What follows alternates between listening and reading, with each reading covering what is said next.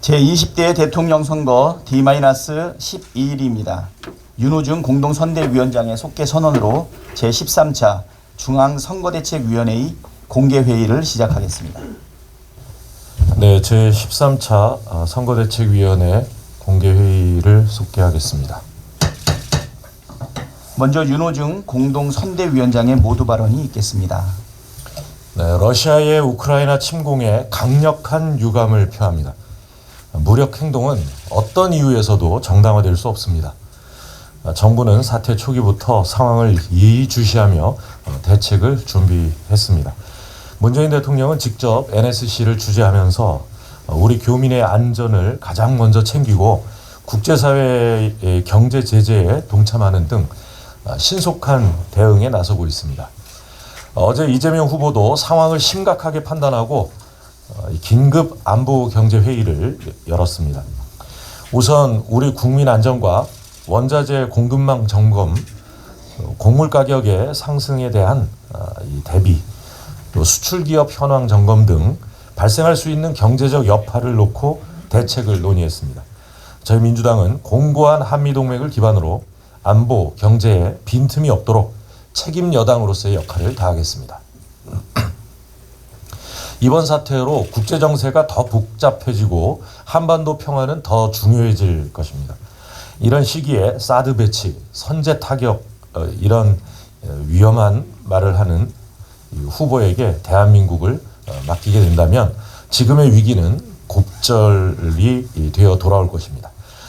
경험과 실력이 있는 그리고 위기에 강한 유능한 대통령이 절실해졌습니다.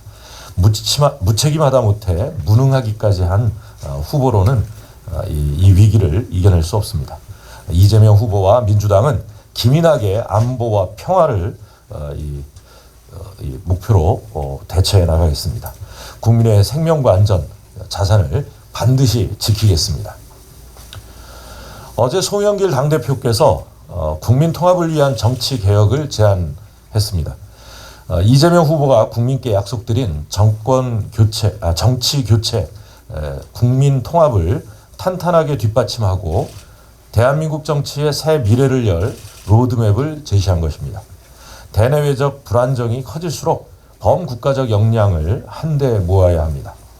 저희는 이재명 후보와 함께 위기 극복을 위한 국민 내각, 또 통합정부를 만들어 국민의 일상을 책임지는 책임 정치를 해나가겠습니다. 윤석열 후보처럼 앞에서는 변화와 개혁을 말하고 뒤로는 내 식구 감싸기 이런 일을 하는 무책임한 구태 정치 반드시 뿌리 뽑겠습니다. 오늘 선관위 정치 분야 TV 토론이 예정되어 있습니다. 국민께서 누가 더 변화와 혁신의 적임자인지 직접 확인하실 수 있을 겁니다. 삼부토건 봐주기 수사 의혹 등에 대해서 한 말씀 드리겠습니다. 수상한 땅과 돈의 흐름, 그 끝에는 늘 특수부 검사 윤석열이 있습니다. 2003년 파주 운정지구 개발 비리 사건도 예외가 아닙니다. 윤석열 후보가 삼부토건 비리를 봐줬다는 증언이 삼부토건 조남욱의 후계자이자 윤 후보와 호영호재하는 사이인 조시현 씨의 입에서 나왔습니다. 보도에 따르면 조 씨는 서결이 형한테 3번이나 걸렸다. 윤 총이 우리가 회사 돈을 어떻게 빼돌렸는지 다 알고 있다는 말까지 했다고 합니다. 당시 8개 업체 대표가 기소됐는데 지분율이 60%에 달하는 삼부토건은 수사도 받지 않았습니다. 심지어 사업을 계속해 1000억대 수익을 올렸다고 합니다. 이후 삼부토건은 2005년과 2013년에도 검찰 수사를 받았으나 한 번은 불기소, 한 번은 불구속 기소되는 솜방망이 처분을 받았습니다. 건설업자와 스폰서 검사, 영화 부당거래의 실사판을 보는 것 같습니다. 그들에게 서결이 형은 검사가 아닌 비리를 사라지게 만드는 마술사였습니다.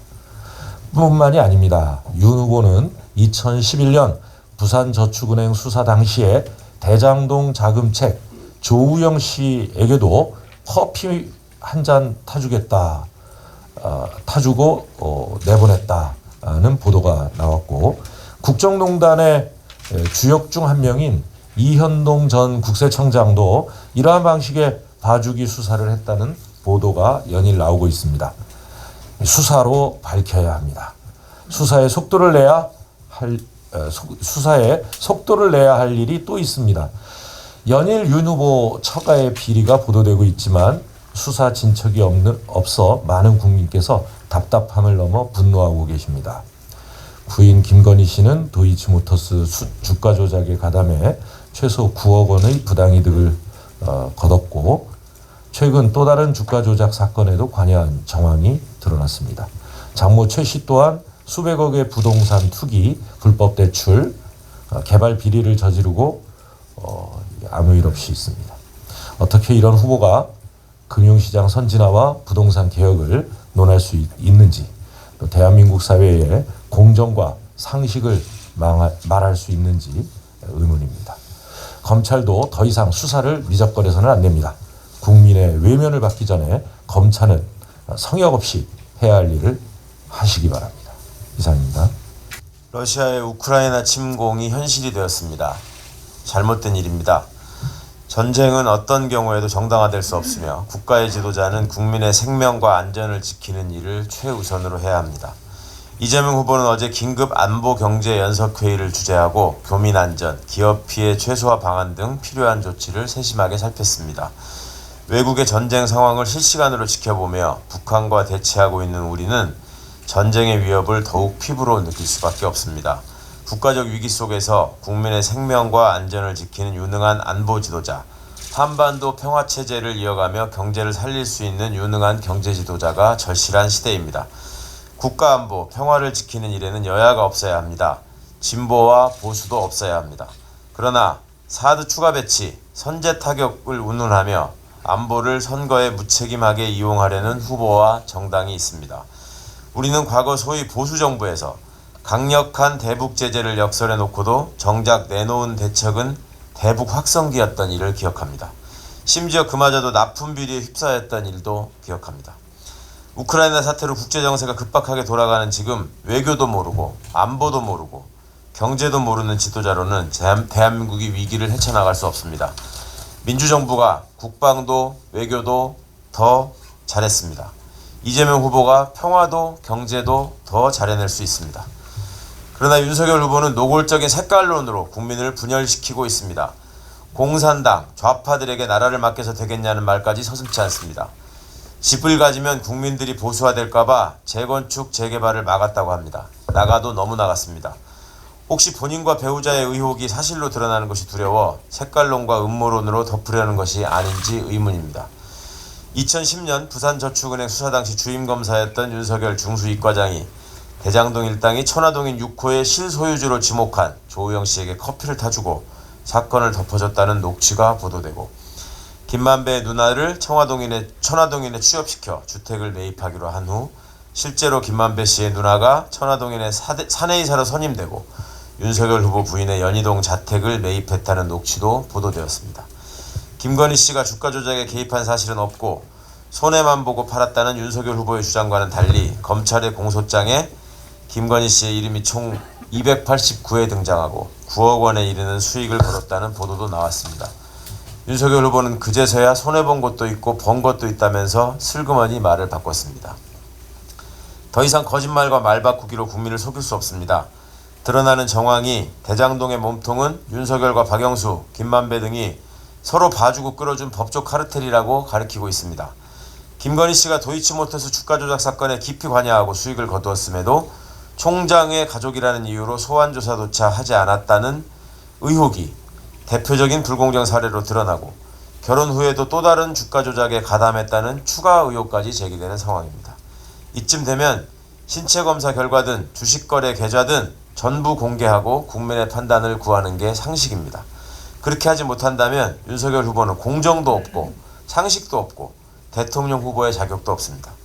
공직자로서 본인의 지위를 가족과 측근의 이익을 위해 활용한 후보, 본인의 병역비리 의혹도 해명하지 않으면서 정치적 목적으로 전쟁 위기를 고조시키는 후보, 경제에 대한 기본 지식도 외교에 대한 철학도 없는 후보는 국민을 대표할 자격이 없습니다. 이상입니다. 이번 주 들어서 민심이 요동치기 시작했습니다. 이재명 후보의 상승세가 뚜렷해지고 30% 중반의 박스권을 벗어났습니다. 이재명 선대위의 총력전, 총공세 전략도 유효했다고 평가합니다. 전국의 당원과 지지자들의 활동도 매우 활발해지고 있습니다. 반면에 윤석열 후보의 초반 행보는 오만하고 구태스러운 유세 내용이었고 이에 대한 중도층의 반감이 확산되고 있다고 평가합니다. 최근의 여론조사상의 변화는 중도층이 윤석열 후보에게서 떠나가고 이재명 지지층의 결집이 뚜렷하게 대비되는 그러한 현상을 보이고 있습니다. 이제 이번 주를 지나서 다음 주가 되면 이재명 후보의 상승세가 더욱더 두드러질 것이다. 또 그것을 위하여 집중하겠다. 이런 말씀을 드립니다. 다시 한번 전국에 계신 많은 당원과 지지자들에게 총력으로 전화하고 선거운동을 해달라는 호소를 드리겠습니다. 이번 선거의 최대 쟁점은 윤석열 후보의 3대 비리 의혹에 있다. 이렇게 말씀드린 바 있고요. 최근 2주일 사이 보도를 보면 이 3대 비리 의혹이 대부분 사실로 확인되어 가고 있는 과정이다. 이렇게 보여집니다. 첫 번째가 병역 비리 의혹. 오늘 법사위에서 또 다뤄지겠습니다만 병역을 허위의 기록으로 면탈한 사람이 대통령이 된다는 것은 있을 수 없는 일입니다. 과거에 자녀의 병역 비리만으로도 대통령에 떨어진 사람들이 있었습니다. 본인이 직접 병역을 비리를 저질렀음에도 불구하고 대통령 후보 출마한다는 것이 저는 도저히 이해할 수 없는 일이다 이렇게 보여지고요. 이 문제에 대한 해명을 요구하는데 모르쇠로 일관하고 있는 모습도 또한 국민들을 분노시키고 있다 이렇게 보여집니다. 두 번째가 봐주기 수사 의혹입니다. 봐주기 수사 의혹이 김만배 씨와 관련된 부산저축은행 비리 수사에 국한된 것으로 봤더니 이제 본인을 결혼을 중매해준 삼부토건 일가에 대한 봐주기 수사 의혹까지 다시 제기되었습니다. 그야말로 형 동생 하면 봐주는 그러한 성렬이 형이었던 것입니다. 이 문제에 대해서도 저는 이것이 과연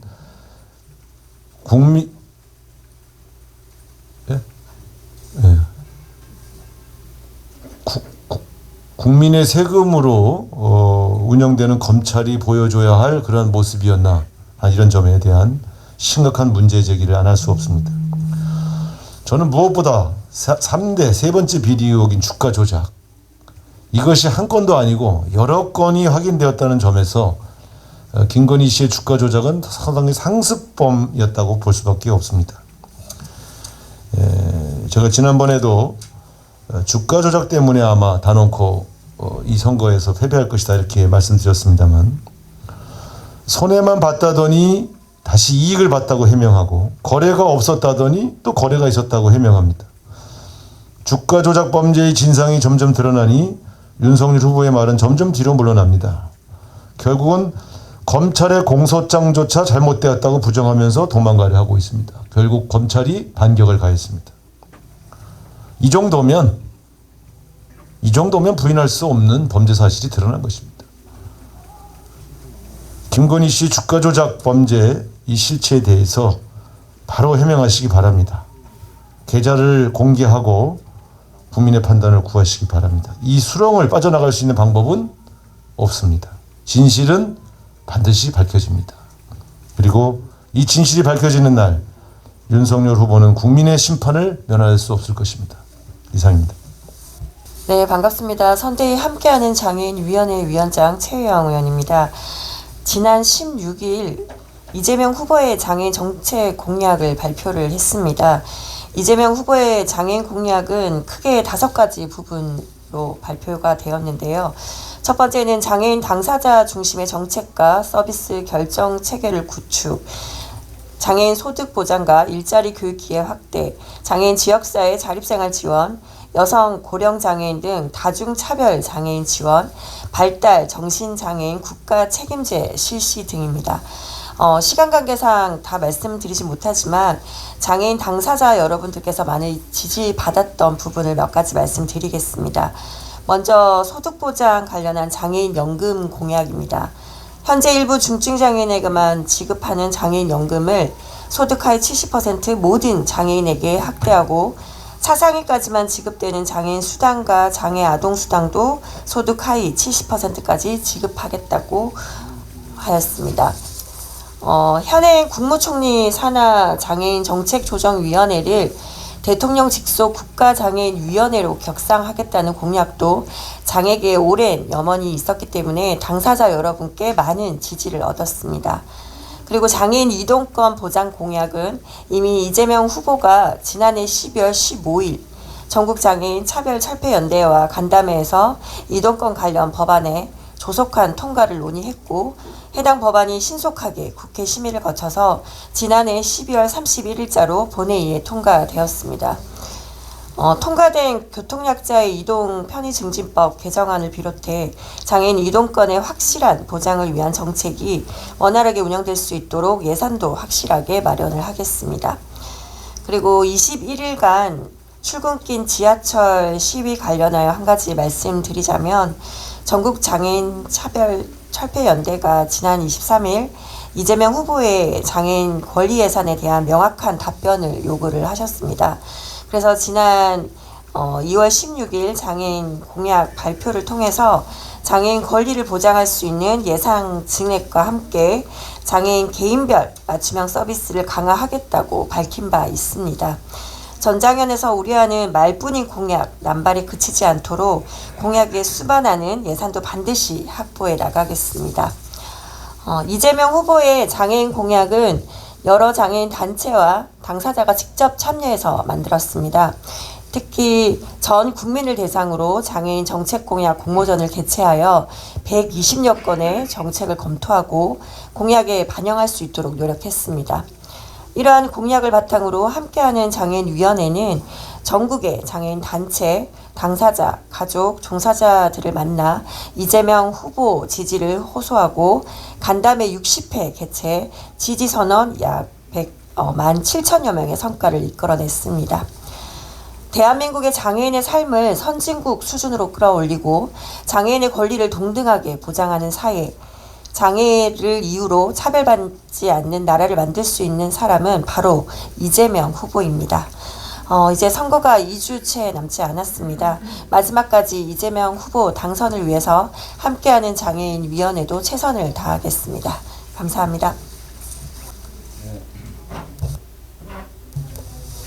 예, 선대위 국방정책위원장 김병주 의원입니다.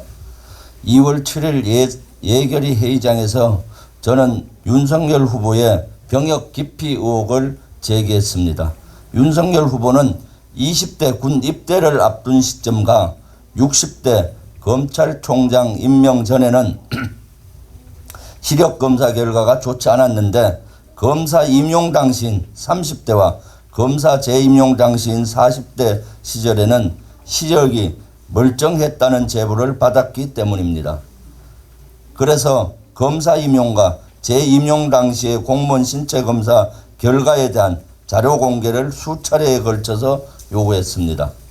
2월 7일 저의 질의 후에도 10여 명에 달하는 민주당 의원이 기자회견을 열었습니다. 검사 시절 시력이 멀쩡해진 자료를 공개하면 정치적으로 매우 불리해질 것 같아서 공개를 하지 않은 것으로 보여집니다. 병역 비리, 병역 회피는 중대한 범죄입니다. 그리고 국군 통수권자가 되는 대통령 후보가 병역 회피를 했다면 당연히 후보 자격 미달입니다. 국민의힘 선대위에서도 이러한 의혹을 말끔히 설명하지 않고 있습니다. 이는 우리 국민의 수준을 너무나도 무시하는 처사입니다. 대선 후보의 병역은 국민적 관심을 받는 사항입니다. 윤석열 후보에게 즉시 당당하게 국민적 의혹을 해소할 것을 촉구합니다. 또한 우리 군에서 기분 좋은 소식이 있었습니다. 23일 국방과학연구소는 한국형 사드 LSM의 시험에 성공한 것입니다. 이제 한국형 미사일 방어 체계가 더욱더 강화되는 변곡점을 맞이했습니다. LSM은 우리나라 미사일 방어 체계의 한 축을 담당하게 될 무기 체계입니다. LSM의 시험 발사 성공은 아랍에미레이트에까지 수출된 국산 미사일 방어 체계 한국형 패트리어트 천궁2 개발에 이은 쾌거입니다. LSM은 소위 한국형 사드라 불리는 미사일 방어망으로 이번 시험 발사 성공을 발판 삼아 2~3년 이내에 개발이 완료될 전망입니다. 이를 통해 우리나라로 날아오는 미사일을 고도 40km 이상에서 요격할 수 있게 됩니다. 이렇게 우리 손으로 이런 방어 체계를 얼마든지 개발하고 배치할 수 있는데도 불구하고 국민의힘 윤석열 후보는 굳이 사드를 추가로 구매해 배치하자고 주장합니다. 사드를 구매하는 데만 1조 5천억 원의 천문학적 비용이 들 뿐만 아니라 무기를 수입하여 전력화하는 데 최대 8년의 기간이 걸리는데도 말입니다. 뿐만 아니라 국내외에서 불필요한 혼란이 발생할 것이 뻔합니다. 이번 LSM 시험 발사 성공이 보여주듯 우리 손으로도 얼마든지 사드와 같은 무기를 만들 수 있습니다. 자주 국방을 이루고 방위산업 강군이 되어가는 대한민국에서 사드만이 유일한 선택지가 아닙니다. 시대를 잃지 못한 사드 추가 배치 주장은 안보를 정쟁의 대상으로 삼으려는 얄팍한 시도에 불과합니다. LSM 개발과 이번 시험 발사에 힘써주신 국방부 및 관련 부처 전문가 여러분께 감사의 마음을 전하며 하루빨리 한국형 미사일 방어 체계가 강화되고 우리 방위산업이 더욱 발전하기를 기원합니다. 감사합니다.